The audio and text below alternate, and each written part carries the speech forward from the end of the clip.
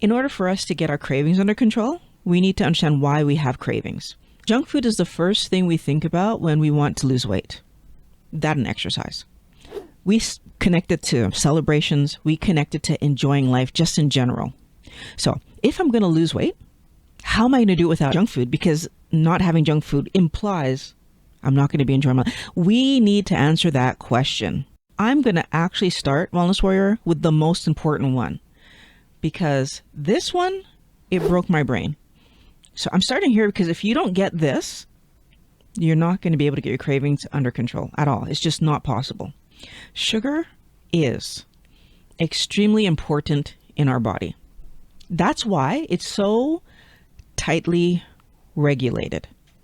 The problem is our body doesn't expect large amounts of sugar to come in on a daily basis. And it doesn't expect this because our body actually makes all the sugar that we ever need. We never need to eat anything that has sugar in it. So that means that when sugar comes in from the food that we're eating, our body jumps into action to protect us from the excessive amounts of sugar that's coming in. Remember, since we don't need it, anything that we eat becomes excessive. Too much sugar is toxic. I know what I just said doesn't make any sense. It's confusing. It's like our body makes sugar, our body needs sugar, but then if we have too much sugar, it's toxic. That does not seem like it's right, but it is. And how I want you to think about it is like a swimming pool. Swimming pools need chlorine. If you don't put enough chlorine in them, the water is going to be able to grow things that will make us sick. If you put too much chlorine in, the chlorine itself will make us sick. If there's too much chlorine in a pool and you look at that pool, it looks fine. But when you get into the pool, your eyes are burning. And if there's enough chlorine in it, you will actually be ill. You will be ill. The dose actually makes the poison. The same way that too much chlorine makes it poisonous for humans, too much sugar is poisonous for humans. So in our body, if we eat too much sugar, what our body does is it very quickly uses some as energy, and then it takes the rest and it stores it. Sometimes it's going to store it as fat. Sometimes it's going to store it as glycogen. Those are energy sources that we can get access to later.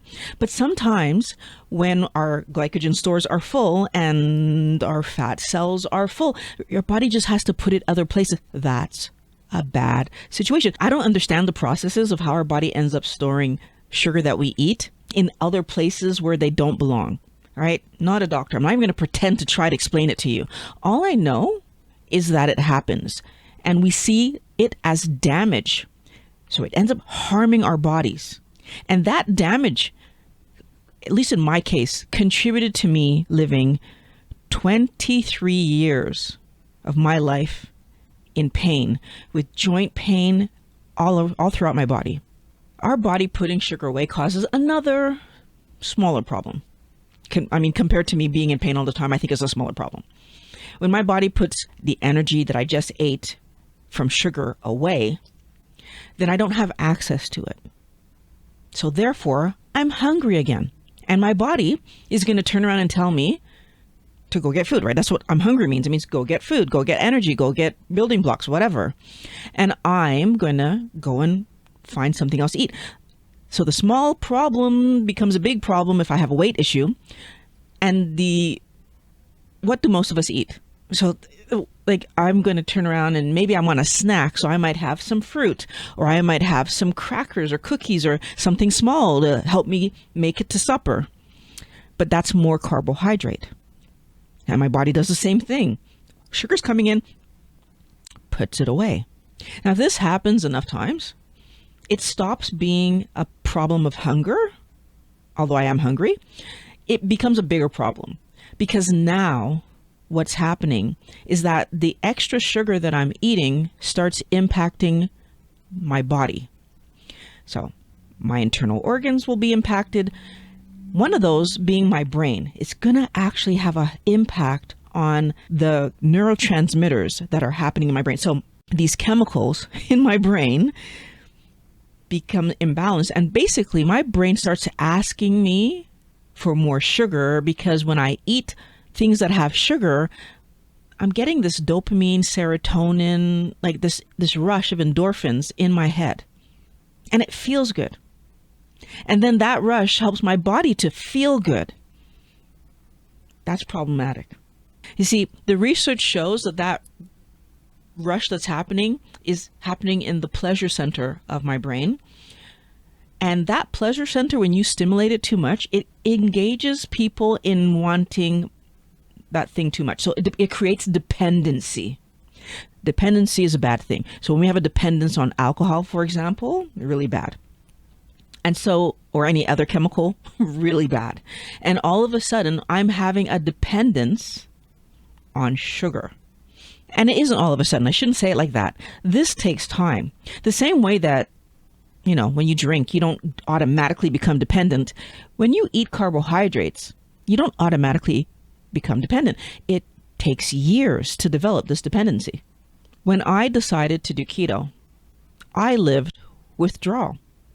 And that shocked me because, well, especially in the job that I do, I never allowed myself to engage with anything that could create a dependence. And so to be living the withdrawal, so freaking out, but also realizing that obviously if I'm living withdrawal from removing sugar from my diet, that means I had a dependence on the sugar.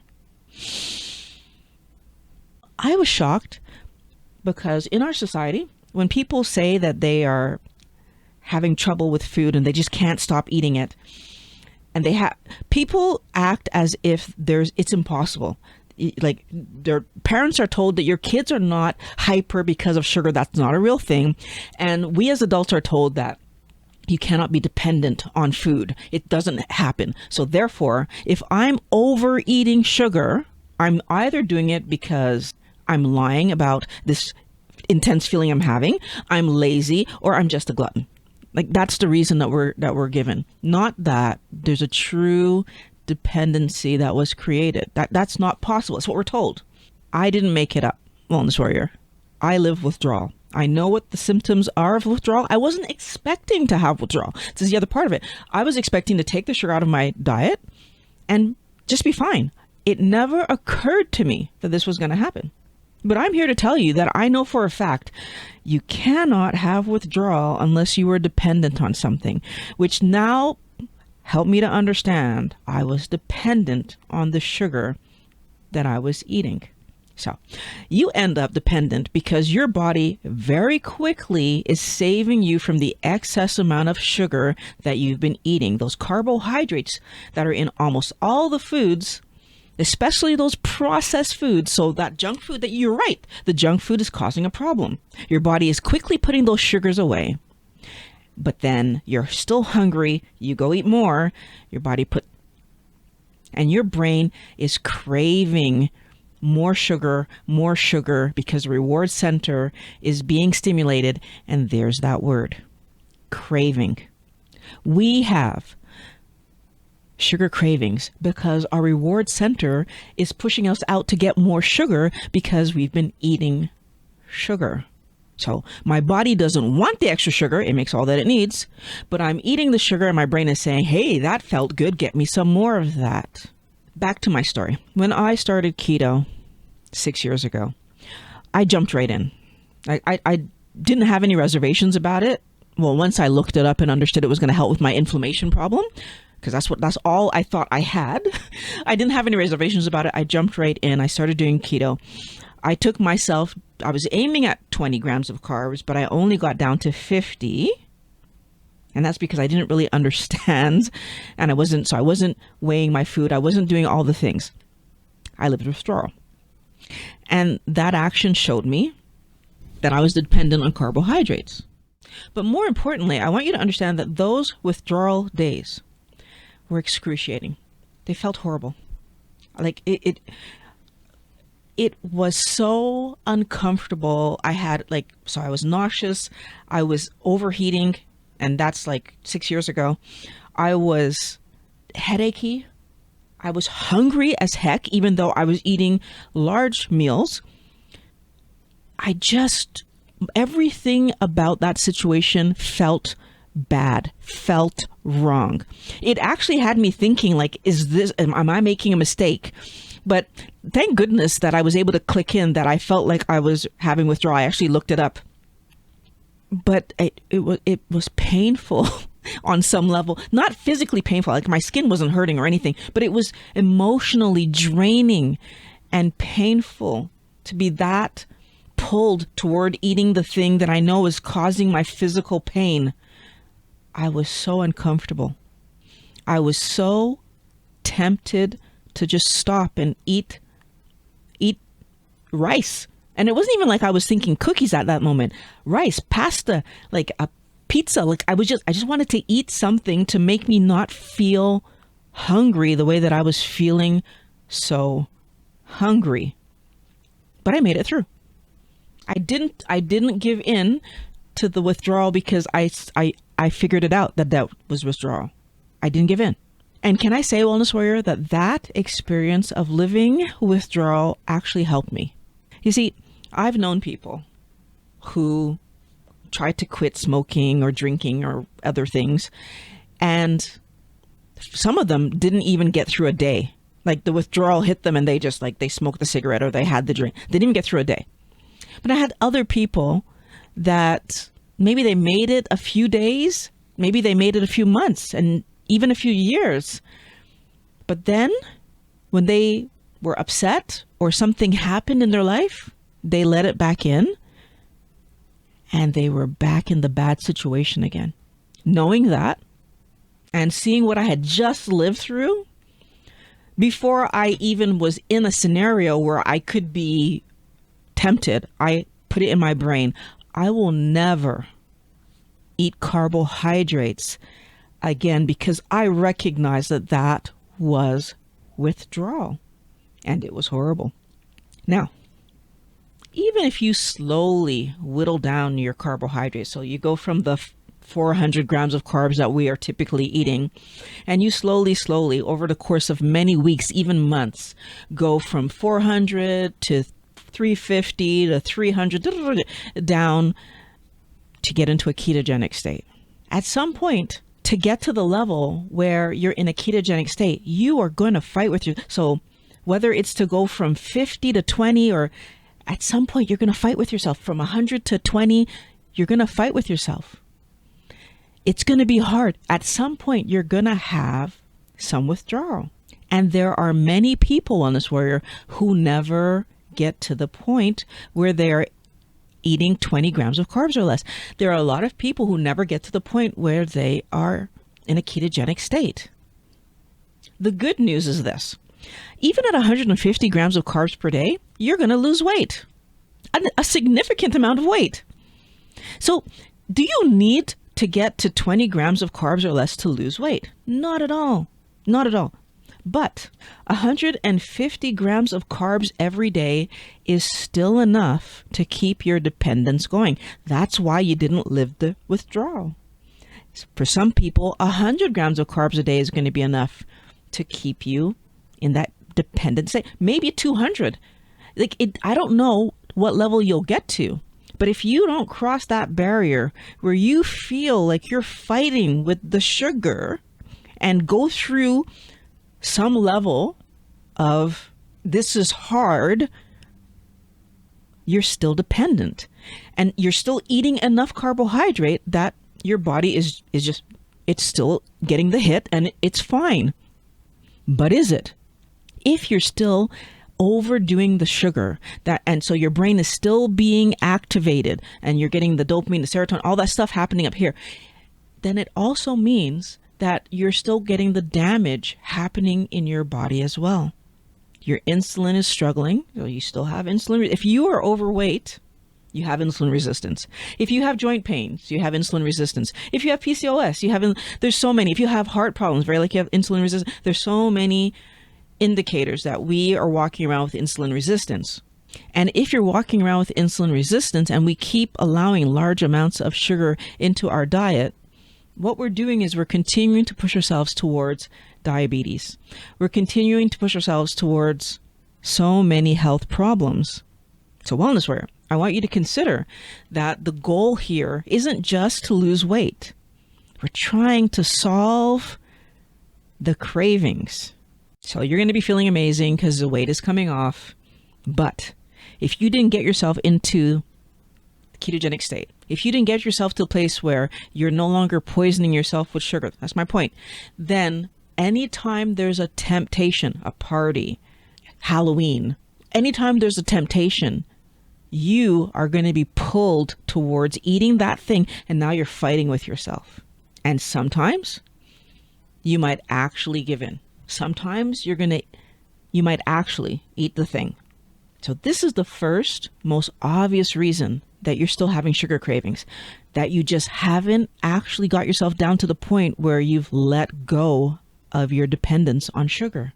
But what about those of you who have let go of your dependence on sugar? You are down to 20 grams of carbs or less, or even 18 or 15, whatever your number was that you needed to be, like you went through the horrible feelings and you are out of that story. What about you? Why are you still having sugar cravings? We're going to go back to the beginning of this video when I said that we think junk food is necessary to celebrate and enjoy our lives. The number one reason that a lot of you are still chasing and craving carbohydrates is because you believe the story within your core that I need to eat junk to enjoy myself. I need to eat junk to celebrate something. I need to have that fun thing. If I feel bad, that's a reason for me to eat some ice cream. And you end up, Wellness Warrior, allowing the junk back into your life. Just as an exception, just this one time. The problem is, I have a dependence on this thing. If I let it in this one time, it's got me again. It's holding on. And guess what happens? I'm in it. I'm chasing. I'm craving. I'm in my problem again. When we don't understand the goal that we're trying to achieve, in this case, to let go of the toxin called sugar that's harming my body, then we allow wrong ideas from our society, from the people around us, to pull us in a direction that we don't need to be going in. You know, most of us do not drink wine or beer for breakfast, right? Or even before noon for that matter, because we're fully aware that that's a toxic those are toxic substances that we need to be careful with, right? If we have them in our life too much, it's going to cause a problem. So most of us don't even drink beer or wine daily because, again, we see them for the dangerous toxic substances that they are. But we will have sugar-covered corn toasties for breakfast, and on the weekend we'll have pancakes with syrup, starting our day off with dependence-forming substances that we don't even ever need to eat. We shouldn't be surprised that we're dependent on sugar when we have it at every single meal. I want that to change, Wellness Warrior. I want us to stop having sugar at every meal. I want us to get it down to a level where it's less than 20 grams in our life daily. The number one thing that you're actually going to do, starting right now, hopefully, to get your carb cravings under control, maybe we should call them carbohydrate or sugar dependence, because that's really what it is, under control, is you're going to recognize that this process that you need to go through to stop eating, overeating carbohydrates is going to be hard. You need to accept that you're not in control of the carbohydrates that you're eating. You're being pulled to eat them because of your dependence. I know you don't like being uncomfortable. Nobody does. I didn't like being uncomfortable. But what I want you to think about is the fact that you are uncomfortable right now. If you're overweight, if you have joint pains like I did, if you have PCOS, if you have any metabolic or health issue that has sugar contributing to that, you're already uncomfortable. I want you to let yourself struggle for a day or two with the discomfort of not eating sugar. I want you to see it for what it is. I want it to bother you. And then I want you to get past it, because that's what will happen. But you're going to trade 2 days of discomfort to truly understand that this is a dependence and not let it back into your life. I know there are people that say, oh, you can have salt and not have so much withdrawal, or you could do different things and take different supplements to not have withdrawal. Wellness Warrior, I live withdrawal, and it's sort of solidified in my brain that this was out of my control. And I think sometimes we need to live the hard thing to truly understand that the effort I'm putting in on the other side of this matters, right? Eating the right foods matters, because I don't want to stay in this dependent state. Let the fact that you lived withdrawal keep you on track, because you don't want to relive it. And understand that eating healthier does get easier. But just like learning how to walk, it's hard at first, but then once you know how to do it, you just do it. You don't even think about it. I don't think about it anymore. I just eat the right things, because it helps me to feel amazing. Give yourself the best chance for success here, Wellness Warrior, by understanding how big of a challenge you are embarking on if you're starting keto or carnivore today. It's a big challenge, but it's so worth it. And I want you to keep the goal in mind, right? That healthy body at a healthy weight that you're trying to achieve, pain-free, full of energy, mental clarity, all the good stuff.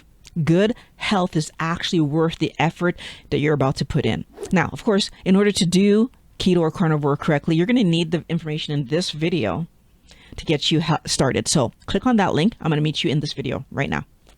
Click on it.